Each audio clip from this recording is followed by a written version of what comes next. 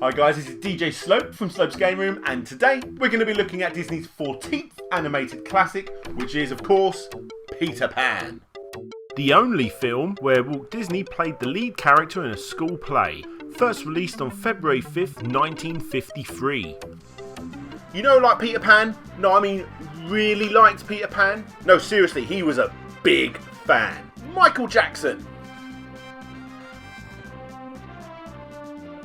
How do I start with Peter Pan? What a legacy! What a ride! Fun fact, did you know that the Peter Pan ride in California was actually Walt Disney's favourite ride in the park? But let's be honest, the rock and roller coaster wasn't made then. So Peter Pan is the story that you 100% already know. Don't give me all of that, you know the story of Peter Pan. But here I am to tell you it anyway.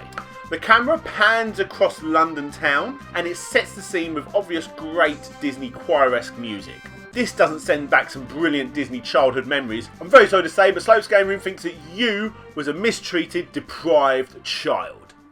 Anyway, the camera pans into this nice little townhouse in London, and we get to see a family with two parents getting ready for a night out. Here we have Nana, the housemaid. Yes, she's a dog. We got Wendy, the two brothers, and like I said, the mum and the dad. Now, it's got to be said that the dad is hilarious in this movie. Anyway, the dad puts his foot down, puts Nana, the dog, outside, and they go off on their night out. And this is the part of the movie where Peter Pan and Tinkerbell show up.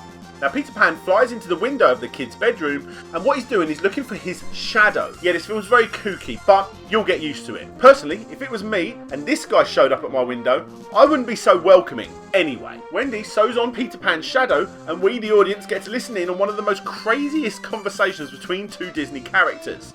Oh, do sit down, it won't take long. Girls talk too much. What?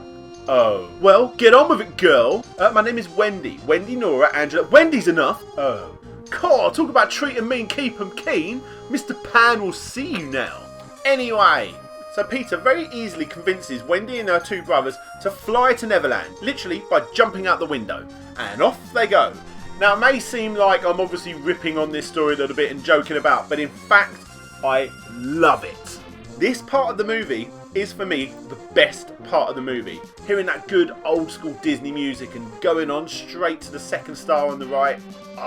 It's brilliant, and if you're a true Disney addict like myself, you'll know exactly what I'm talking about. There it is, Wendy, second star to the right and straight on till morning. It's stuff like this that's only really topped with When You Wish Upon a Star in the Pinocchio movie. It's true Disney storytelling. It's so good. So, back to the story. The kids make their way to Neverland. No, not Michael Jackson's Neverland.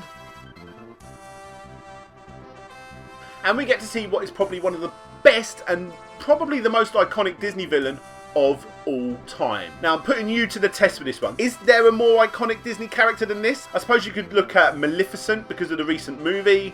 Cruella de Vil's definitely up there. I think Captain Hook is the most recognisable Disney villain of all time. Prove me wrong in the comments section. Now, Captain Hook is looking for Peter Pan's hideout. Now, what's great about this villain is that he also has a villain, a crocodile, who's had a clock thrown in its mouth, and basically now they know when he's coming. It adds to some good comic relief in the movie. So Captain Hook is looking for Peter Pan's hideout, and so far he's been very unsuccessful in doing so. And Peter Pan likes to taunt him. And we find out that the reason he's called Captain Hook is obviously because he's wearing a hook, and it's Peter Pan that chopped off his hand. If I was Captain Hook, I'd be pretty wound up too. Anyway, leaving the pirate ship for a little bit, we find out that the two brothers have been kidnapped by Indians. This is normally a bit of a game between the Lost Boys and the Indians, but this time it's serious. The Indians are pretty wound up because they cannot find their princess, Princess Tiger Lily. And while we're talking about Princess Tiger Lily, why isn't she part of the princess canon? So we find out, very obviously, that Princess Tiger Lily has indeed been kidnapped by Captain Hook. And she's been taken to Skull Rock, which can be found in Disneyland. Boy, I love that place. Now, the reason Captain Hook has kidnapped Tiger Lily is because he wants her to give up the location of Pan's little hideout. And she doesn't tell him. He ties her up in Skull Rock and it starts to get flooded. Peter Pan obviously saves the day, and while doing so, has a little fight with Captain Hook, which is all very good Tom and Jerry-esque humour, especially when the crocodile appears. Princess Lily goes back to the Indians and everyone's happy again. Everyone has a little dance to probably the most forgettable song in most Disney films, What Makes the Red Man Red. I think we all know why Disney doesn't push that one too much. This bit's actually quite funny. During the little dancing section, the chief's wife tells Wendy that she can't dance and it's a woman's job to go get the firewood. Anyway, while 1950s Indian sexism is going on, the story continues, and Tinkerbell is getting groomed by Captain Hook. Now, because she's so small, she can only have one emotion at a time, and she's jealous of Wendy getting a lot of attention from Peter Pan. So she ends up giving Hook the location to Pan's hideout. Hook goes there, captures the Lost Boys, the two brothers and Wendy, takes them back to the pirate ship, and leaves a present for Peter Pan.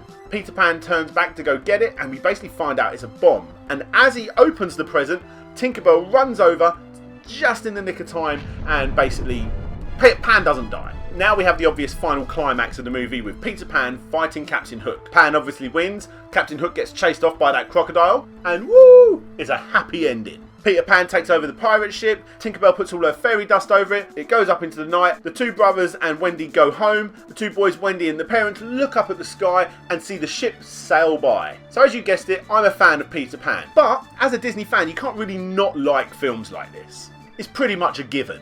And with all of those remakes and sequels, this one's still the best one. Although I do love Hook. And if I was doing a video on Hook, I'd have a lot more games to talk about. But like I said, Disney's version is still the best. And I just want to say you'd be an absolute codfish if you don't like this movie. Now my review of Peter Pan are over, it's time to look at the games. So like I said, these games, the games related to Hook, are actually pretty damn good in my opinion. However, as they're not related to Disney's original classic, I'm sorry to say, but I'm not going to be featuring them in this video. If you do want to see a pretty damn good video covering this topic, check out Space Hamster's video by clicking here. Anyway, looking at games related to Peter Pan, you'll be quite surprised to find out that there really isn't that much here at all. In fact, I'm struggling to come up with anything concrete, which is crazy considering the story, especially Disney's version, is so well known.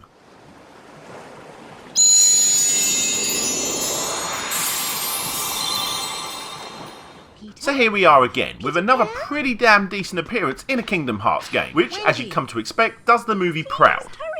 Then you have this game. Don't you agree that Disney's cutscenes always seem to set the tone for brilliantly great anime? Oh my god, look at him! Jesus!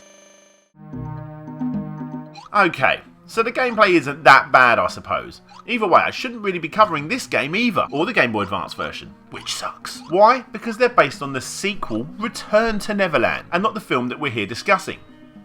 So this finally brings us to the only sort of concrete game related to the hugely popular Origins Peter Pan movie, and it's sort of part of another game. And before you say it's technically not based on the movie, and instead that it's based on the ride, well, you guys can just stick it. Can't you see I'm struggling over here? Plus, this portion of the game, although live and kicking with pesky motion controls, is actually fantastically brilliant. It does the ride, which in turn does the movie, proud. You start the game in this beautiful flying section through London town on the way to the second star on the right, collecting coins as you go on. Isn't it just lovely? Next up, you're on Captain Hook's pirate ship, helping Pan fight off the pirates in this sort of mini-game, which can only be described as Virtual Tennis Peter Pan Edition. It's got to be said, I know graphics aren't everything, but this game looks great. There's just no shadow of a doubt about how good this game looks, and sure it's like a 3D CGI and it's based on a movie that's completely 2D, but still, it looks brilliant and does the source material really well. Just look at this, even when you go up against Captain Hook, it looks fantastic, and surprisingly plays quite well. Well, as far as motion controls go anyway. Anyway, so here we are, I've reached the end of the game. And yeah, the game does look great, it plays pretty well, and the gameplay, well, it's no surprise that the game was really made for little kids. But with that said, I still had quite a lot of fun playing this one. And honestly, it could have done a lot worse. But let's face it, the game was begging for a good platformer, just like Hook. But alas, it was never meant to be.